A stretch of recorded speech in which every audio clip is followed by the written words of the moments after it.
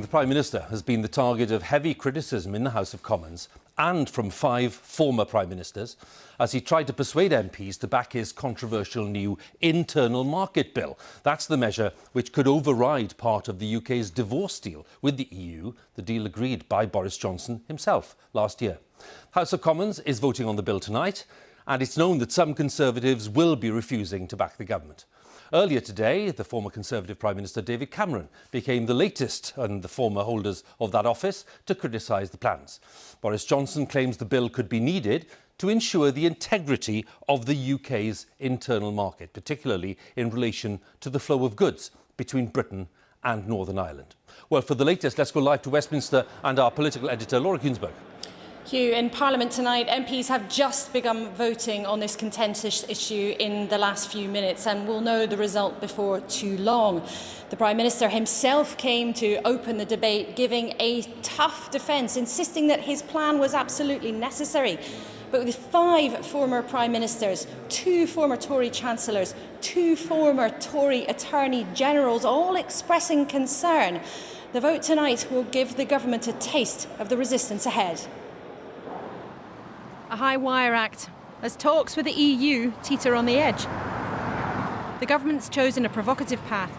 There are enough jitters in the Tory party for the Prime Minister himself to go to the Commons to outline the plan. Prime Minister! Remember, he already agreed a deal with Brussels, but claims the EU's now pushing it too far. We cannot have a situation where the very boundaries of our country could be dictated by a foreign power or international organisation.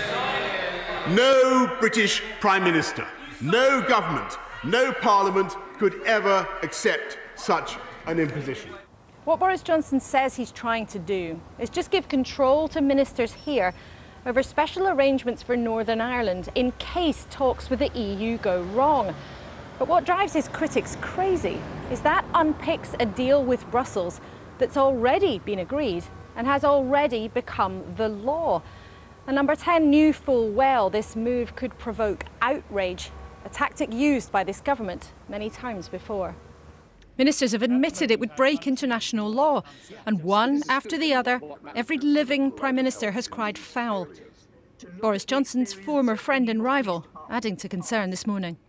Passing an Act of Parliament and then going on to break an international treaty obligation is the very, very last thing you should contemplate. It should be an absolute final resort. So I do have misgivings about what's being proposed. Happy with the government breaking the law?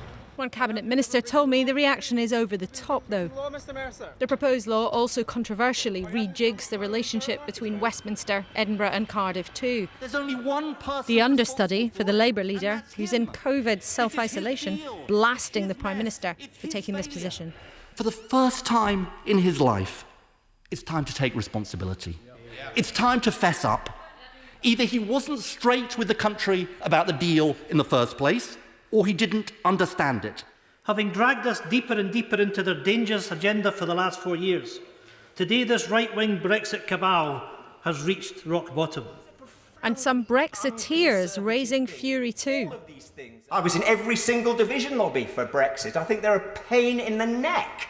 But surely we have to exhaust all other options before we press the nuclear button. And I'm not going to be voting for this bill at second reading, because if you keep whacking a dog, don't be surprised when it bites you back. But this bill is a precaution. It is a deterrent. The best way to prevent ourselves finding ourselves in the position of needing these powers is to arm ourselves with them.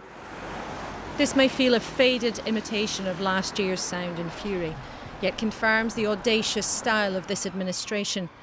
The outline of our relationship with the EU is not straightforward to fill in. And many Tory MPs share deep concern of the opposition parties about just how audacious, just how brazen this move has been from the government. We've heard some of that in the Commons, but in the corridors here and in private conversations, you hear very, very much more of it. Many ministers admitting they are uncomfortable about exactly what is going on too. But there is a significant chunk in the Tory party, and they believe a significant chunk among the public too, that think that if the EU is going to play hardball in the negotiations, well, it's quite right that the UK should play hardball too. And for that reason, I think tonight what we'll see is a few dozen, perhaps 20, 25 or so abstentions in the House of Commons, rather than anything like the Brexit uprisings of this time last year.